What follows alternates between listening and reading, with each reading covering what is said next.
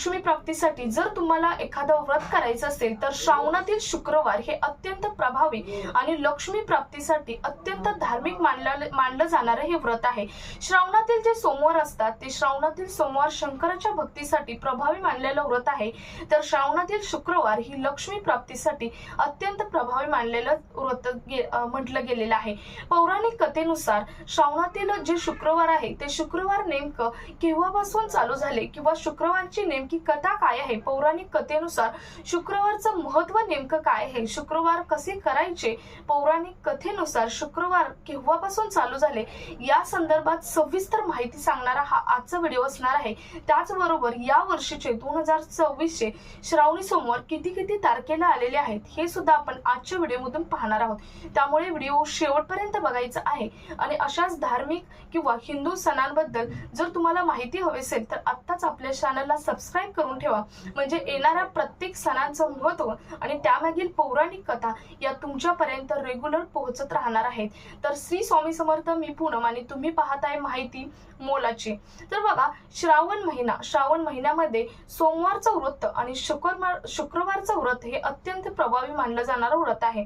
ज्यांना शंकराची अत्यंत प्रभावीपणे सेवा करायची आहे अशा महिलांसाठी सोमवारचं व्रत हे श्रावणामध्ये अत्यंत प्रभावी मानलं जाणारं व्रत आहे। आणि ज्यांना घरामध्ये अखंड लक्ष्मी प्राप्ती ठेवायची आहे अशा महिलांसाठी श्रावणातील शुक्रवारचं जे व्रत आहे ते व्रत अत्यंत प्रभावी मानले जाणारं व्रत आहे।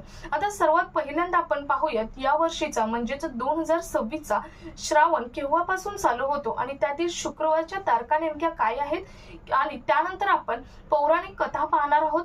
ज्या पौराणिक कथेनुसार अखंड लक्ष्मी प्राप्तीची सेवा ज्या महिलेने केली आणि ती शुक्रवारची केली त्या व्रतामुळे तिला नेमका काय लाभ झाला या संदर्भातील ही पौराणिक कथा असणार आहे। पहिल्यांदा पाहूया 2026 चा श्रावण महिना हा चालू केव्हापासून होतो, तर 2026 चा श्रावण महिना हा चालू होणार आहे 13 ऑगस्ट 2026 पासून आणि तो संपणार आहे 11 सप्टेंबर 2026 ला। आता श्रावणामधील सगळ्यात पहिला शुक्रवार कोणता असणार आहे, तर सर्वात पहिला शुक्रवार असणार आहे 14 ऑगस्टला पहिला शुक्रवार असणार आहे। त्यानंतर दुसरा शुक्रवार असणार आहे 28 ऑगस्टला, तिसरा शुक्रवार असणार आहे तो म्हणजे 4 सप्टेंबरला आणि चौथा शुक्रवार असणार आहे 11 सप्टेंबरला म्हणजेच श्रावणातील शेवटच्या दिवशी हा चौथा शुक्रवार असणार आहे। काही वर्षी 5 शुक्रवार येतात तर काही वर्षी 4 शुक्रवार येतात। सोमवारचंही तसंच असतं, काही वर्षी 5 सोमवार येतात तर काही वर्षी 4 सोमवार येतात। त्याचप्रमाणे यावर्षी सुद्धा 4 शुक्रवार आलेले आहेत आणि यावर्षीचं व्रत सुद्धा अत्यंत प्रभावी मानलं जाणारं, लक्ष्मी प्राप्तीसाठी अत्यंत प्रभावी मानलं जाणारं व्रत असणार आहे। तर ही झाली माहिती या वर्षीच्या 2026 च्या शुक्रवार संदर्भातील। त्यानंतर महत्वाचं म्हणजे याची पौराणिक कथा काय सांगते, केव्हापासून या शुक्रवारची अखंड लक्ष्मी प्राप्तीसाठी सेवा करणे सुरू झाले। तर बघा, याची पौराणिक कथा सांगते, एक छोटंसं गाव होतं, या गावामध्ये एक गरीब ब्राह्मण राहत होता। या गरीब ब्राह्मणाची परिस्थिती अगदीच गरीब होती। त्याची जी पत्नी होती ती पत्नी एक दिवस शेजारीकडे अशीच बसायला गेली असता शेजारीने तिला लक्ष्मी प्राप्तीसाठी शुक्रवारच्या व्रताची कहाणी सांगितली आणि तिने तेव्हापासून ध्यास घेतला की आपली परिस्थिती इतकी गरिबीची आहे, जर आपण हे व्रत केलं तर आपली परिस्थिती सुद्धा सुधारेल। तिला छोटी लेकरं सुद्धा होती आणि ती लेकरं तिला त्याचं पालन पोषण करायचं होतं, त्यात पतीची परिस्थिती खूपच नाजूक होती, म्हणून तिने त्या दिवशीपासून ध्यास घेतला आणि त्या दिवशीच होता शुक्रवार आणि तिने त्याच्या पुढच्या शुक्रवारपासून या व्रताला सुरुवात केली। महत्वाचं म्हणजे त्याच गावामध्ये तिचा भाऊ राहत होता। तिच्या भावाची परिस्थिती अत्यंत चांगली होती। त्याने एक दिवशी गाव भोजन सर्वांना सार्वभौमिक भोजन ठेवलं आणि सहस्त्र भोजन ज्याला म्हटलं जातं ते भोजन ठेवलं आणि त्याने सर्व गावातील माणसांना जेवायला बोलवलं, परंतु गावात सख्खी बहीण असून त्या बहिणीला बोलवलंच नाही। परंतु बहीण असते, तो बहिणीचा अतूट धागा असतो। तिला असं वाटलं की इतक्या माणसांना सांगायचं आहे तर आपल्या भावाकडून चुकून राहिलं असेल आपल्याला सांगायचं, म्हणून तीही त्या दिवशी जेवायला गेली, परंतु भावाचा हेतू मात्र वेगळाच होता। भावाला त्या बहिणीला जेवायला बोलवायचंच नव्हतं, कारण तिची परिस्थिती अगदीच नाजूक होती। तिला ल्यायला नेसायला अगदी चांगलं वस्त्र नव्हतं, घालायला दागिने नव्हते किंवा तिच्या मुलांच्या अंगावर घालायला चांगली कपडे कपडे होते, लोक आपल्याला काय म्हणतील म्हणून त्या भावाने तिला बोलवलं नव्हतं आणि तरीही ती गेली होती. बसलेल्या ताटावर तो भाऊ तिला म्हणाला की तुझ्या अंगावर दागिने आहेत का, तुझे वस्त्र फाटलेले आहेत आणि तू कशाला आल्या, आज आलीस ते आलीस परंतु उद्यापासून येऊ नको, असं तो भाऊ स्पष्टपणे ती ताटावर बसले असताना म्हटला.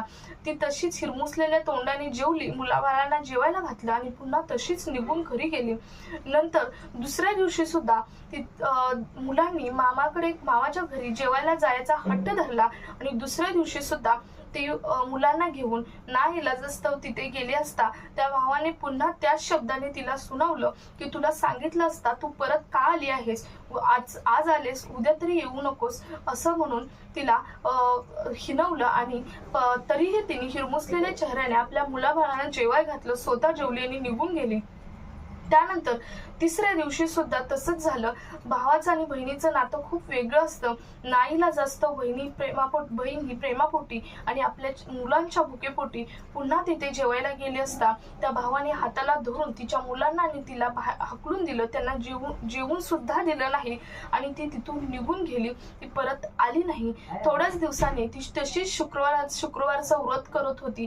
व्रत करत असतानाच तिची परिस्थिती सुधरत गेली.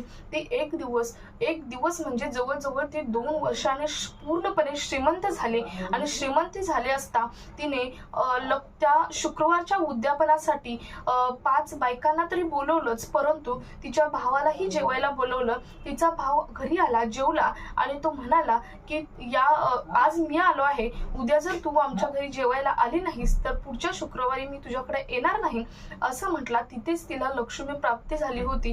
कारण मागे तू घरी आमच्या जेवायला येऊ नको असं म्हणणारा भाऊ जर मला आज जेवायला ये म्हणून सांगत असेल तर इथेच मला अखंड लक्ष्मी प्राप्ती झाली, असं ती समजून गेली. त्यानंतर तिची परिस्थिती सुधारल्यामुळे नंतर ती दुसऱ्या दिवशी अगदी थाटामाटात दागिने घालून, अगदी उंचाची पैठणी घालून आपल्या भावाच्या घरी जेवायला गेली. भावाने तिचे अगदी आदराने स्वागत केले, कारण आता बहीण आपली श्रीमंत झाली होती म्हणून भावाने तिचे आदराने स्वागत केले आणि तिला पाटावर बसवले, तिचे पाय धुतले, हळदी कुंकू लावलं आणि तिला जेवायला पंचपक्वानाचं ताट बनवलं. तेव्हा तिने काय केलं तर आपल्या गळ्यातील आपल्या सर्व अंगावरचे दागिने काढले, बाजूला ठेवले आणि त्यावरती ताटातील प्रत्येक गोष्टीचा घास आहे तो त्या दागिन्यावरती ठेवला. तेव्हा पहिल्यांदा भाऊ काही बोलला नाही, परंतु ते सगळ्या दागिन्यावरती थोडं थोडं अन्न ठेवायला लागल्यामुळे तो भावाने तिला विचारलं, ताई हे काय करतेस? तेव्हा ती म्हणाली की आजचं जेवण आहे ते माझं नव्हे तर आजचं जेवण आहे ते या दागिन्यांचं आहे. माझं जेवण तर तू जेव्हा सार्वभौमिक पंगत घातली होती त्याच पंक्तीमध्ये झालेलं आहे, आजचं जेवण आहे ते दागिन्यांचं आहे. तिथंच तो भाऊ ओळखून गेला, कारण त्या भावाच्या मनात फक्त श्रीमंती होती, आपल्या बहिणीचा अतूट धागा नव्हता. परंतु इकडे लक्ष्मीचं व्रत केल्यामुळे तिला लक्ष्मी प्राप्ती झाली होती आणि तिच्या घरामध्ये भरभराटी आलेली होती. अशी ही संपूर्ण कथा आहे. श्रावणामधील जे शुक्रवारचं तुम्ही व्रत करता या संदर्भातील तुमच्याही घरात जर लक्ष्मी अखंड राहो असं वाटत असेल किंवा आपली परिस्थिती सुधारावं असं जर तुम्हाला वाटत असेल तर तुम्ही येणाऱ्या श्रावणामध्ये 4 श्रावण हे अखंड व्रत करा. महत्वाचं म्हणजे हे व्रत करताना तुम्ही अखंड दिवस फक्त दूध आणि साखर पिऊनच हे व्रत करायचं आहे, तरच तुम्हाला या व्रताची फलप्राप्ती ही होणार आहे. तर श्रावणातील ही पौराणिक कथा आहे. श्रावणातील जे शुक्रवार आहे त्याची पौराणिक कथा आहे. या दिवसापासून खरं तर प्रत्येक सौभाग्यवती स्त्री आपल्या घरात अखंड लक्ष्मी प्राप्ती हो यासाठी हे व्रत करत आहे. तर तुम्हाला आजच्या व्हिडिओमधून समजलं असेल की नेमकी पौराणिक कथा या श्रावण शुक्रवार मागची काय आहे किंवा या वर्षीच्या श्रावण शुक्रवार नेमकी किती तारखेला येतात ते. प्रत्येक सौभाग्यवती स्त्रीला किंवा सर्व स्त्रियांना ही कथा माहीत असणं गरजेचं आहे किंवा या वर्षीचे श्रावण सोमवाराची तारखा माहीत असणं गरजेचं आहे. त्यामुळे हा व्हिडिओ जास्तीत जास्त स्त्रियांपर्यंत शेअर करा आणि आपल्या चॅनलला जर नवीन असाल तर मी तुम्हाला पहिल्यांदाच सांगितलं, पुढील येणाऱ्या सणांची माहिती हवी असेल तर सबस्क्राईब करा. ही माहिती खरंच महत्त्वाची वाटली असेल तर एक लाईक नक्की द्या.